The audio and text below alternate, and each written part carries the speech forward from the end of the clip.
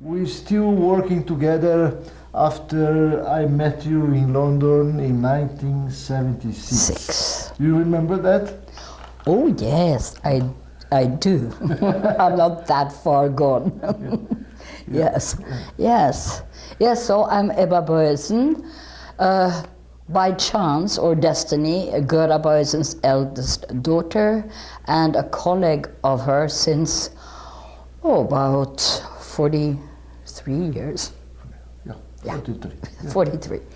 Okay, it just sounds so strange to say it because the time is now, so I have to put myself back a bit in the time. Yeah. Since 92, I have a school with my colleague, Sister Mona Lisa Boyesen, in Lübeck, European School of Biodynamic Psychology.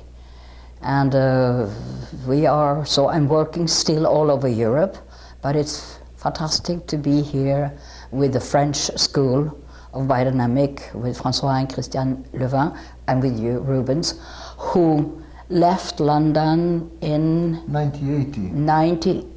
1980. Yeah. And you made a school there. Yeah. Too. Yeah. Because that's what you said. I'm going to Brazil and make a school. Yes. Of biodynamic, and you did. Yes. I started the School of Biodynamic Psychology in São Paulo in 1981. 1 year after I arrived there. And you know what I think is the most amazing is that the people, the trainers or the students at that time, they stuck with it. That means their life became the biodynamic psychology methods, and they've stayed with it. I think that's amazing. You, François, many people never developed, of course, but the essence of biodynamic, the way Gerda taught us, is there. We had a chance to have Gerda as a trainer, no? In 1976. I was there with her for 5 years, about 5 years, and then we kept contacting her and learning from her for some years more. And at that time, the school in London was fully alive and with lots of trainers. The institute was in 74, and then she had 2 other centers. So it started in 72 in Marlborough High Street, and then in Churchill Center, and then Acacia House. Yes. So when I got there was already Acacia House. Yes. Yeah. So and Ebba, well, of course I have my vision of how was the evolution of biodynamic work since that time to nowadays as a psychotherapeutic technique, psychotherapeutic tool, and psychotherapeutic theory and content, you know. This it's already gone several years after we started in London, and of course Gerda started before London, and you started before in London too, no? So I wonder how do you see about the evolution of the work since that time? You know, if you remember that time, and you see through time, what? Well, the thing is that before Gerda came to London, she was very strict Reichian analyst and psychotherapist. So her method, which she integrated with several of the modern methods in the 70s, the Gestalt, psychodrama, very profound, deeper, more primal scream method. She adapted that because it was the times. And then, of course, that became much more, let's say, calmer. And then she started to teach more purely biodynamic. So that is what you were just at the beginning of it, and then she kept like 3 different methods going: the regression, the biodynamic level depth psychotherapy, the deep draining, and then like a combination of physiatry, massages, all with a psychoperistalsis. So for people that would do like one course, they wouldn't really know about the other course before a while. And then it was all, so there was like 3 streams. Yes, yes. That then was put into a global system. It's very hard to say because it's like 30 years of very systematic work. Yes, I remember the time I was there. The school was getting, and it was very systematic already. But it was very wild at times. It was a bit wild, but it was 76. Yeah, it was. 76 was a wild time with wild teachers, etc. But the school was creating the method. The method was coming, you know. Yes. So for me, for example, it was so important to know that we used to have the groups, you know, and the groups, they were theoretical and therapeutic at the same time, Yes. you know. And that's where I learned how to be a psychotherapist. Yes. A psychotherapist. You had to deal with what came up in the moment, and you had to be patient and flexible, and so the methods grew with the need of these encountering. And I think that sometimes it's hard to talk about the methodicness because Gerda was so positive and so optimistic. Yes. And so creative. Yes. So, for example, sometimes it was not so easy because you would have a massage for a very special purpose. But that, when Gerda would show it, it would have to interact exactly with where the client was at or the student was at the moment. So one massage would have 5 names. Yes, yes. And so for a while it became very compartmental. I can't even say it. Compartimental. Compartmental. Yeah. And for a while it became even rigid. Because Yes. Gerda was very often away for a certain while. Yeah. Okay? And Yes. it'd come back and then it would be a revolution. She said, no, it's too rigid. And then she would, I don't know, she would specialize each subject. So how it is now, from what we learned and what we kept learning with her, is, what can I say? It's also a very big part of like personality development method. Okay, sometimes Gerda said she couldn't quite recognize the methods. Yes. You know, when people was starting to use it too rigid, saying that you have to do that at that time.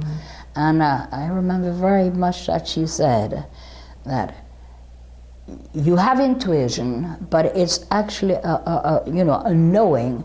So after you have touched somebody, after you have said something, you need to be able to explain from the method why you did, why you did not, where you touched, what was the goal. So she never talked about the goal, but it became, let's say, dynamic. Yes, yes. When people come into our teachings, they do not feel judged or criticized. And that is like the principles, or the humanistic principle that Gerda put in and her creativity. That is what kind of is holding the methods. Yes, and that's where we learn it deeply. Yeah. You know, You what we are incorporate it. doing, incorporating. Yeah. So we learn the theory, and then you have to apply the theory somehow, and then you have to be dynamic to apply the theory because people are human and they change. And you embody it. Okay? It becomes part of you. You incorporate. You incorporate the technique. This is pretty nice, you know. And another thing that many people do still not understanding is that how come massage can be psychotherapeutic, no? And I think this was one of the deepest learnings I had from biodynamic, you know, how to translate how to understand, the unconscious coming from the body through massage, and how massage would stimulate the unconscious, either to the touch, either to the muscle tones, either to the psychoperistalsis, or what psychoperistalsis is the membrane, the skin. And the skin, and the eye contact, and working on the back, and the deep training, for example, which is a quite deep manipulation of the muscles to create movements that were blocked in the body. Good, I would say psychopostural synthesis. Yes. So yes. it was actually for changing the posture, and between every millimeter or centimeter from posture change, there would be an emotional updrift behind it. Right? We don't call it massage, it's touch. It's hands-on, but not in the healing sense. It's hands-on to mobilize what is underneath. Gerda would say, the bone system, for example, when you do the perios, is to get the energy flowing. It can be joy, it can be fear, it can be sadness, but you have to go on the perios. Okay, and then the muscles hold the energetic, the emotions, the motoric ego, you know what you want, when you want. Then you have the membrane, which is more libido, yes. And fluid, energetic fluid. Connective tissue has to be mobilized for the blood circulation, and it glues itself to the muscles. So we wouldn't know what it was supposed to do, but actually learned to do it by, learning by doing. And learning by doing. The things happened. Yes, so learning by doing is not. It's not like in the university where you learn by listening. You learn by doing. You learn by doing. That's really a deep. That was a deep process. And another thing, which I think you talk about touch. We use massage just to generalize, but of course it's touch. And one of the things that I think helps the person to go deeper in themselves, is the touch, because the first things we have in life, we are touched. We are looking at, and we are touched. Mainly or not touched. Or not touched. Or not yes, touched. Or not touched. Or how we are touched. Yes. But by being touched, immediately it's a resonance. the memory, the body memory leads. It can lead the person into a deep regression. So you go back there, where was the problem of being or not being, or how you were touched. You can say you have to go out of the door, the same door when you came in. Yes. So you have to for us, you have to. It's allowing the pre-conscious or unconscious to become conscious. Yes, I remember once you gave an example of a patient you were treating on long term. That took him, it took him about a year, you were doing the touching, and you didn't have enough response for a long time, and suddenly one day it came out from him an expression that would be to his mother, an expression coming not only from the sounds, but coming from the hands, the arms, how he looked at you. Do you remember this? Yes, it was ripe. It was ripe. It was ripe. It took time to be ripened. It was not ripe, like a fruit that was unconscious fruit that was not ripe. So he had to trust. He had to feel himself. Yes. Because sometimes you get a bit despaired, because people have their own rhythm. And Gerda also, if you remember, all the time was saying, trust the process of the person. Yes. It's trust their dreams. Okay? The method, she said, can betray clients, but a client cannot betray you. If nothing happens, well, you have to be there.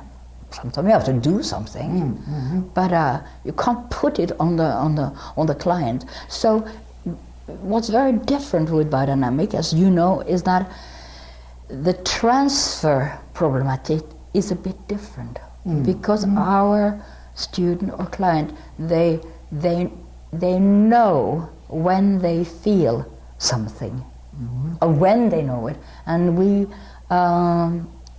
make a relationship with that. They don't have to act it out because it's already bodily.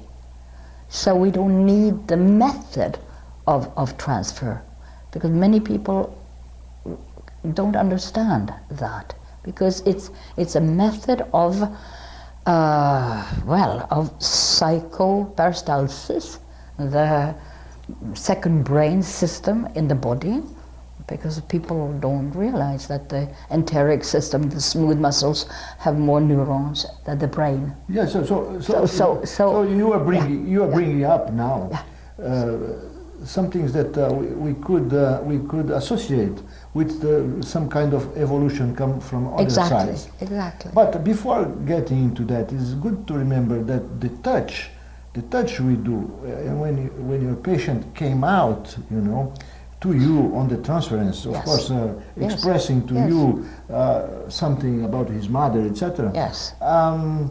He came from the touching, from the passive touching that he was receiving. Right. I was giving massage. Through vegetotherapy. Yes. So the vegetative system, reacted reacted to the touch, by the touch. By the touch, with the feeling.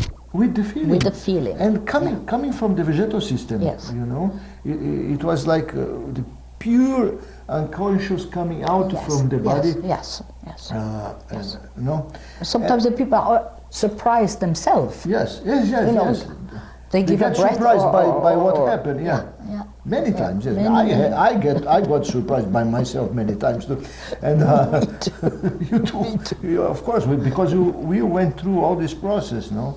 Yeah. But as you talked about the second brain, this is already updating a bit of the work and bringing out neurosciences, because neurosciences today, they talk about what we did at that time. Well, it's Dr. Michael Gerson that coined this, and enter-gastrologist. But so now this is already 80 years ago. Yes. But Gerda called it self-regulation. Yes. Right? Yes. And it's an old term when your belly is rumbling. Yes. Freud mentioned it, and De Silva coined the borborygmi, the sound that happens in your intestines. Borborygmi. Yes, that's nice. Yes. Yeah. So it's already coined, right? But Gerda didn't know it. So she came from a different way, because she was clinical psychologist, child psychologist, physiotherapist, clinical, yes. And then dynamic physiotherapy. Yeah. So she had and put these two together, the psychology and the physiotherapy. I always tell the story that the psychoperistalsis in this way could only be discovered by a woman. I explain why, I explain why. Yeah. Well, this is what I thought, That's good. Of course, probably you know about that already, but my perception of that is that once Gerda got interested in the visceral movements, in the visceral response, coming out of her experience with some clients that responded from the viscerals, from one session to the other, for example, or either through movements, either through expelling things down, either through expelling things up,